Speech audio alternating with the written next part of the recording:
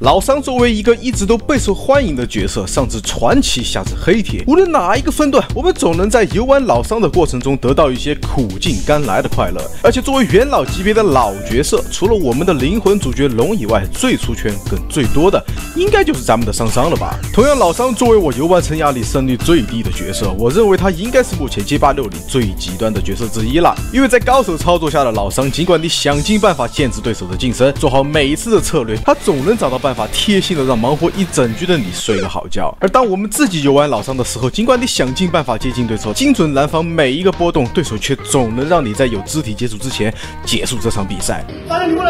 以上无论哪一种情况都会让我们瞬间红温。玩老桑的时候骂着 B 角色狗屎移动性能，近个身啊像在考状元。打老桑的时候呢，骂着 B 角色拳脚怎么那么优秀，稍微放松警惕啊就是5000血量大礼包。我然你的问，这屁股心外打个锤子哦！每回出去的老桑啊，我的菊花已经汗流浃背啊。当真话别个用的是阿洛，我用的是阿洛了是吧？是的，想要玩好老桑，你就必须得彻底理解角色特性，才能发挥出他真正的实力。而在此之前的话，你就会受尽9981难啊！其他大部分角色或许你只需要理解到拳脚基本逻辑，那基本上也不至于那么狼狈。但老桑倒数第2的前者速度意味着距离拉扯的阶段，你就得有很大的耐心去操作。你要问我倒数第1是谁？那当然是达尔西姆啦。但人家啊不是黄牌飞行员，就是黑洞穿梭机，飞行技能极大弥补了他移动速度的缺点。但我老桑绿葱虽然不是倒数，但也绝对排不上号啊。尽管还有别的红色旋风体和西伯利亚大快车，但怎么说也不是长久之计。一旦空了就是大缺饭，尤其是面对有波动的角色，尽管通用系统的拦防极大的降低了力回过程中的亏损，但一直忍着波动慢慢往前推，就极其的消磨耐心。你总会忍不住往前跳，而后果是什么，我就不需要补充了。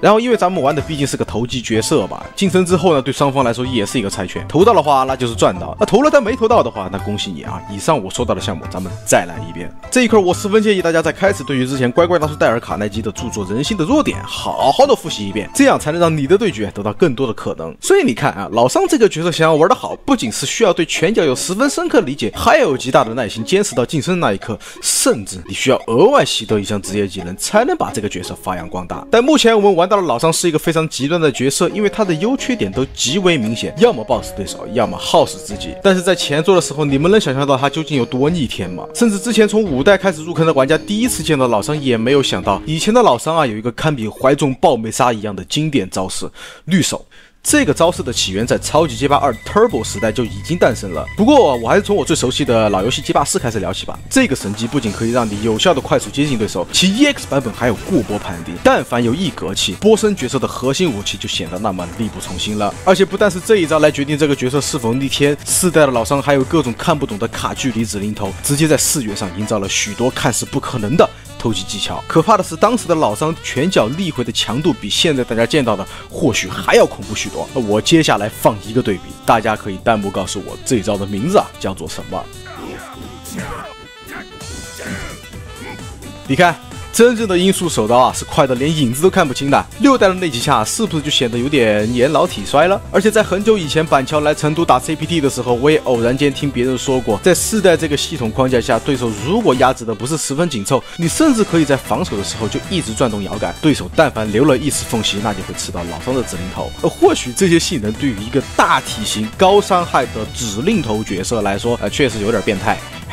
所以从5代开始，老桑就慢慢走向了极端，就比如他的过波能力和拳脚强度的轻微削弱。这里我并不是说老桑这个角色弱哈，大体型也意味着他的拳脚就一定比别人更远更长。虽然现在的音速手刀不及那年的音速，但可以多发输入的中拳啊，对手也是不敢随便乱动的。失去绿手的老桑呢，他的战重拳也能在中距离依靠霸体与波身角色一战。而且真别看我前面一直哭老桑这个角色，一旦晋升过后，依靠加增拳脚压制，简直能把人压得缓不过气儿来。想象一下，让你在1年之内还清房贷车贷时候感受到的压力，其实就跟老桑一头闷在你身上的时候是差不多的。而且经历新版本之后的桑吉尔夫得到了极大的加强，更高的伤害，更多的魔器，还有帧数上的优化，这些都使得这个角色的象性一下子都提升了几个档次。加上长期游玩老桑的玩家多多少少还是精通一点心理学的，你什么时候会动，你什么时候会跳，你今天穿什么色的内裤，你今天又学了几部资料，都一清二楚。即使现在的老桑是个优缺点非常明显的角色，但他的潜力与压迫感，我相信这是其他角色难以比拟的。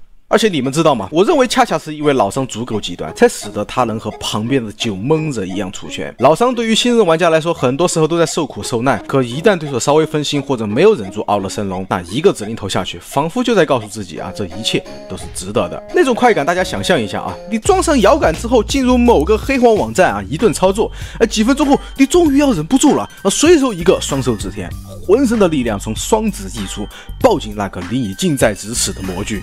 从上往下，只用一次，就可以把之前积攒到的所有能量宣泄而出，伴随着对手最后的一丝呐喊，整个世界变得安静祥和。而这就是玩老桑带给你的多巴胺。当你想把这场酣畅淋漓的战斗上传到视频平台与网友分享的时候，又因为他这些复读式的招式动作影响到了你的完播率和节奏，于是属于老桑特有的剪辑手法开始扩散开来。每一个老桑玩家不仅仅是精通心理学，甚至还是一个百万后期，真没点职业技能还不敢说自己是玩老桑的呢。相比起酒蒙子的各种段子，老桑的视频更是百花齐放，大家不会对你的操作水平有任何的要求，大家想看的是属于你自己特有剪辑手法的哲学专场。所以即使这个角色再怎么弱，他的指令头一样能给到各位老桑玩家很大的正反馈，加上各位剪片佬的脑洞大开，才使得这个特别的角色有着特别的魅力。他的成功，每一位老桑玩家啊都功不可没。最后希望大伙儿能给我一个3连，奖励一下干了好几天视频的我，并且拿上自个儿的设备，与我一起双手指天，一起忘掉今天的不开心与烦恼吧。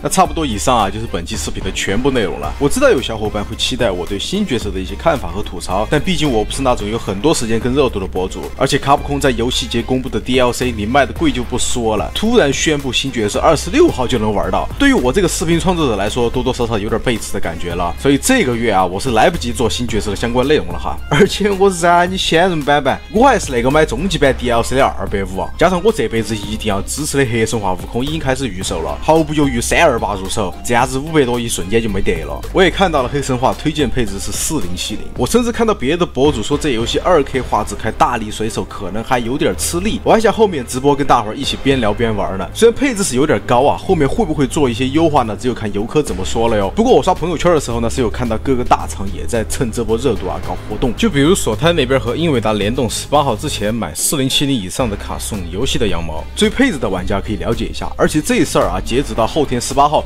就结束了，也是从我朋友那里打听到的消息，所以可以赶紧看一看啊。当初看到黑神话的时候有多震撼，现在看到 DLC 2公布的时候就有多冷漠。我买一个街霸6的 DLC 都快赶上黑神话本体了，为什么我选择250版本啊？跟大家说一下，街霸6故事皮肤需要把师傅的等级和好感度刷上去才能解锁，所以相比多100的话，你买150版本的 DLC 付出的时间成本可能会更多。图个方便啊，和避免后续再给卡普空送钱啊，我就选择了250的版本。大家的话，我建议还是量力而行的，好吧？那之后呢，还有很多精彩的内容啊，大家千万不要忘了关注我哈。我是秃头，一位草根艺术爱好者，我们下期再见